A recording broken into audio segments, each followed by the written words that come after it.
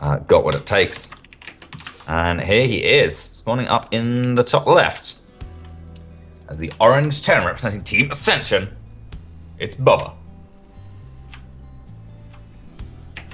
And spotting in the top right-hand corner, it is a red Zerg player from Carnage Esports, playing from Europe. It is Namshar.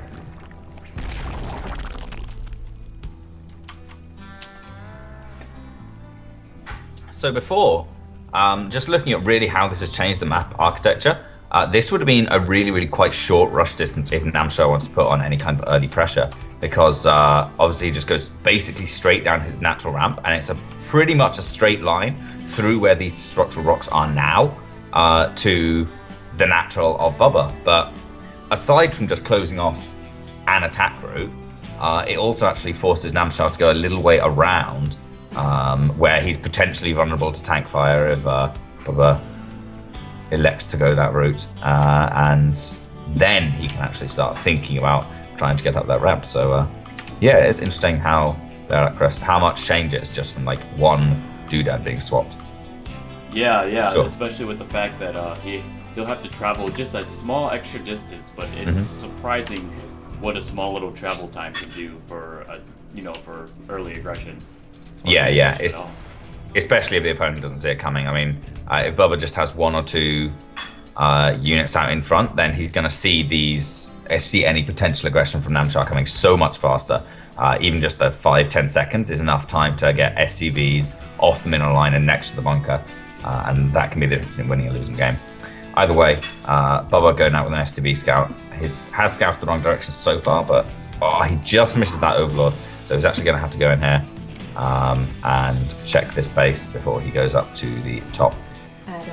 Namshar, though, moving in with this overlord, is going to reveal his position as well. Sees a reactor on this barracks, which would usually hint more towards Marines, and so the overlord just moves itself on out. But this is actually going to be double Reaper coming out above us, so that could be really interesting. Namshar, he's only got 4 lings, and against double reproduction, he really wants at least 6. So there's a potential for Bubba to do quite a lot with these. Yeah, we see that Namshar's also going for his third base as well, so going ahead and getting that quick, thinking he's going to be a little bit safe.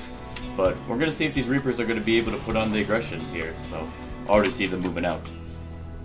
Yeah, and 2 more to follow up before a third CC, so very measured sort of aggressive build here by Bubba with a very strong economic backbone to it. And yeah, these 2 Reapers come in, and Namshar immediately starts up 2 more Zerglings. He's definitely been caught off guard by this little. Yeah. So we're going to see these Reapers are going to start poking in, and they're going to start placing their KDH charge to start zoning out the Queen and trying to start poking around and start kind of weakening Zerglings and the Queen before the rest of the Reapers start coming in to assist. And I think Namshar picks up on this. He's getting a lot more lings, and that speed's going to finish up, so he should be able to clean up, I would suspect, as long as he doesn't make too many mistakes. But we're going to see what Bubba's going to be able to get done. Yeah, he could well be able to get the Queen here, but doesn't really want to go too deep. Has to be quite careful of these lings. And the KDA charges are good. That one hit quite a lot of these lings. Looks like Namshar is relentless with this, though. And a nice juke by Bubba there at the end, though. And he actually is going to be able to clean up all of these lings. Very nice Reaper control. Yeah, there's a couple times where I thought that Namshar was guaranteed this round, but yeah, those KDH charges really changes everything. Yeah, they absolutely changed the face of the game, and I was going to move in here, try and poke away at this Queen. This one is very low. It only needs a couple of hits, and hits a lot of his own Reapers, but spreads the lings out as well, and 1 or 2 of them are going to go down. Third one as well. Yeah. So it finally looks like the Reaper threat has been taken care of, but 14 lings have been killed, and there's still quite a few on the field. There's still 10 on the field, so 24 lings, obviously about 20 more than Namshar really wanted to make. Is 10 drones he could be up. So right now we see Bubba with only a very slight worker deficit.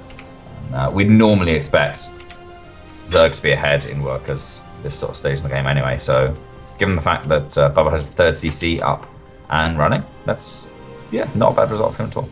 Yeah, so we do see the Roach Warren is going to be finishing up here shortly, so Namshar looking to start going to that Roach Ravager composition, and we're going to see what he's going to try to do here. It's going to be an early aggression, or a counterattack, or he's just going to kind of put himself in a defensive posture. Yeah, just now we have these lings running around. Bubba just managed to get those Marines down in time. And it looks like they didn't actually manage to get too much done. As Namshar is droning very, very heavily behind this. Bubba has a siege tank out. It's going to be pretty difficult for Namshar to crack this for a little while. Macro Hatch is going to give him the units he needs to actually break the handout defense. Yeah, we see a lair is going to be starting, so he's going to go ahead and get to that lair tech. And we see Liberators are starting to get pumped out by Bubba. Yeah, I don't know whether Namshar has actually spotted anything that wouldn't... Oh yeah, there we go. He has seen... He did scout with that one lane going up there. Saw a starport with no add-on on it. And I think these 3 roaches are just going to be... Oh no, there's 7 roll. Or 4 more to make it 7, so... Yeah, I don't know whether he's actually going to go Lingbane Muta. I was leaning more towards Lingbane Muta and 3 like safety Ravagers.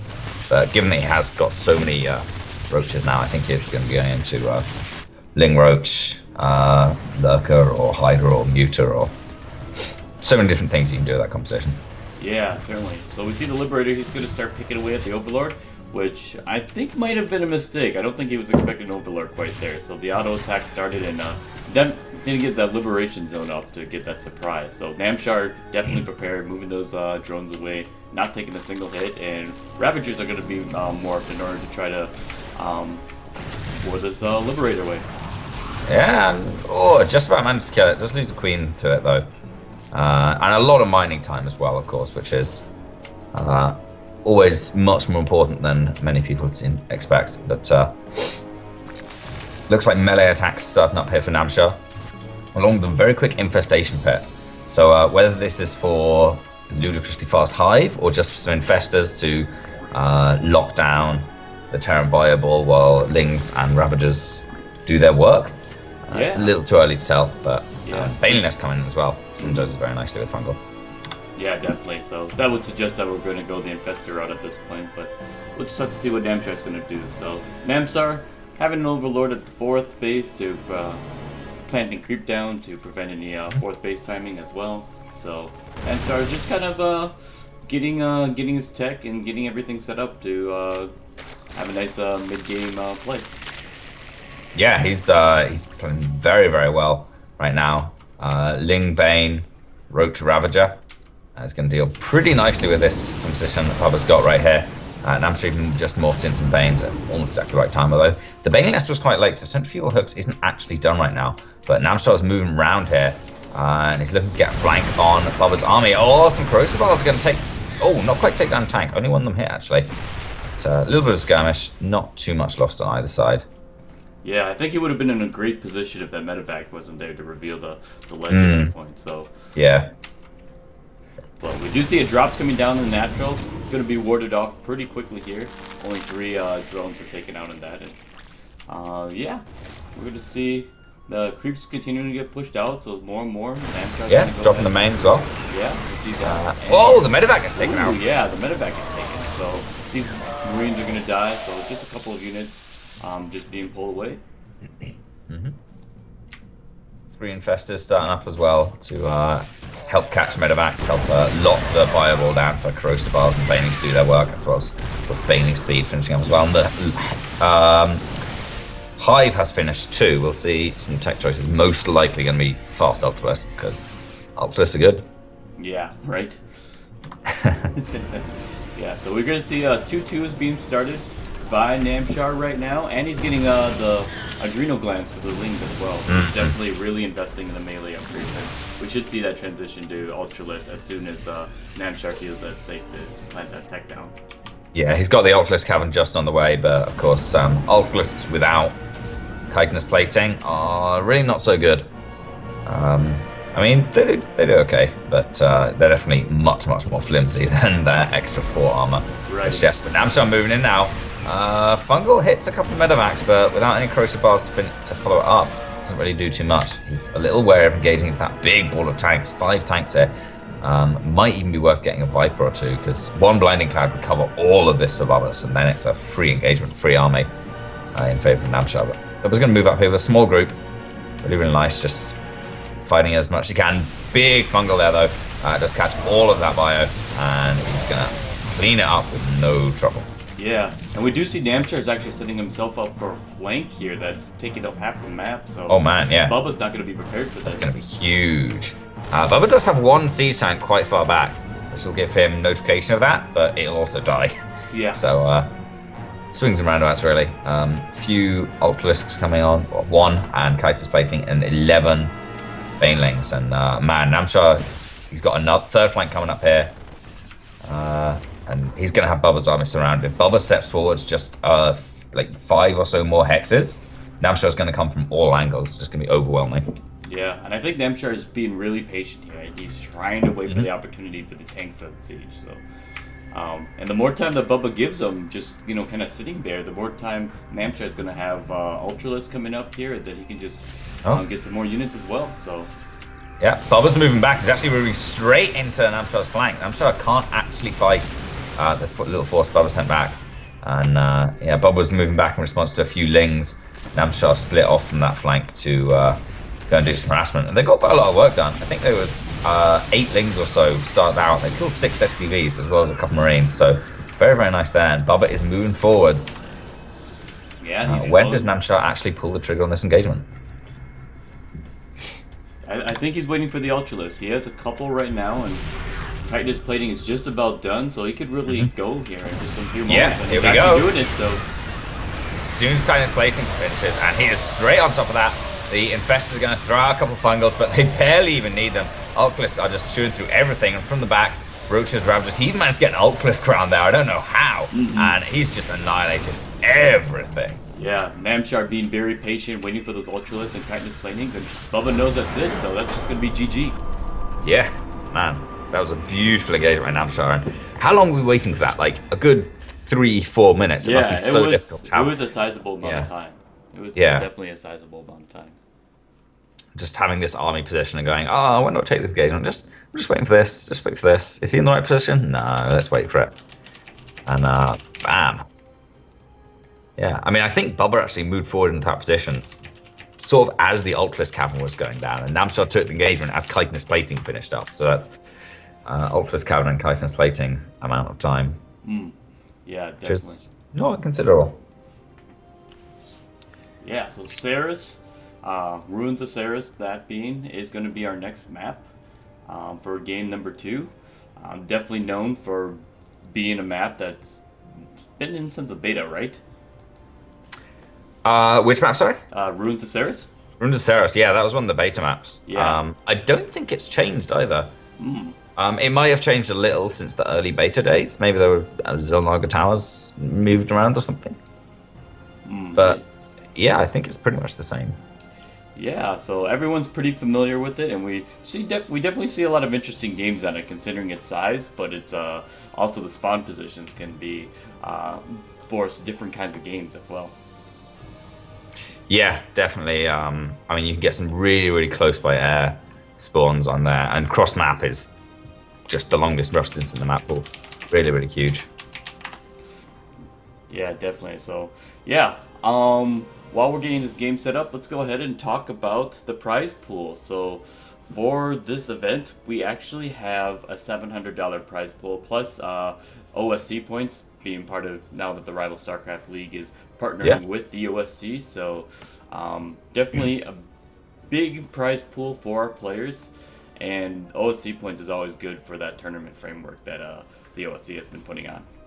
Yeah, OSC is a really fantastic organization, the Oceanic StarCraft League, expanding more and more and more, helping out. I think they just started literally in Oceania, like Australia, New Zealand, and miscellaneous islands, and now they do so much with NA organizations and Korea as well.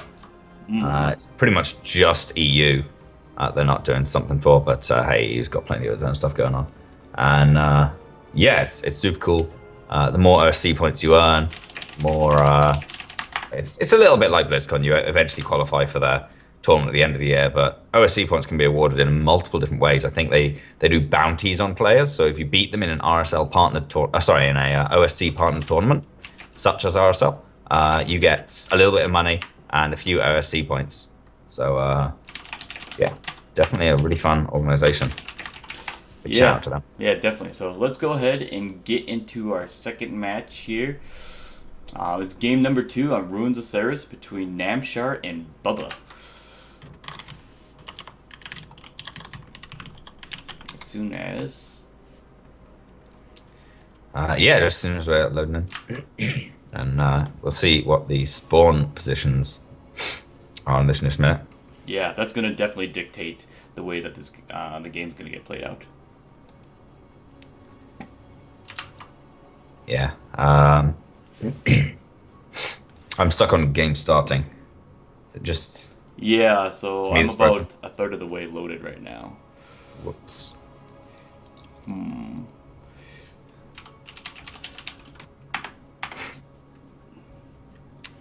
Well, we'll see. Yeah. Guess... Yeah, someone's definitely taking some time. Let's see. It looks like on the loading screen, Bubba and Namshar are around the same as I am, so... Like, I think, well, like... I don't have a loading screen still, so... Oh. So, it might actually be... StarCraft having a little bit of fun tonight. Yeah, a little bit. My StarCraft account's been acting up quite a lot recently, but not in this way. Mainly just in not being able to join lobbies for some reason. Yeah. But, I know sometimes when I load up StarCraft, it has... So I'm on Windows 10, and I know there's definitely been some processing issues with that, too, so... Yeah, I've heard. That wasn't a wise choice to upgrade to Windows 10 on a production machine. No, maybe not. I've held off on it for a while. Yeah. I was just so excited because it comes with the Xbox app, and then you can stream your Xbox, like from your console to your PC. So I was That's like, pretty yeah. cool. Like it's a capture card, or well, yeah. like a capture card, but you don't need one. Yeah, essentially. So it just uses your network as that. Oh, whoa! I've got a loading screen. Oh, look at that. Trigonal's almost in. Purple. Yeah, we're sitting at about the same spot, so I think StarCraft loads like incrementally to make sure everyone's at the same spot before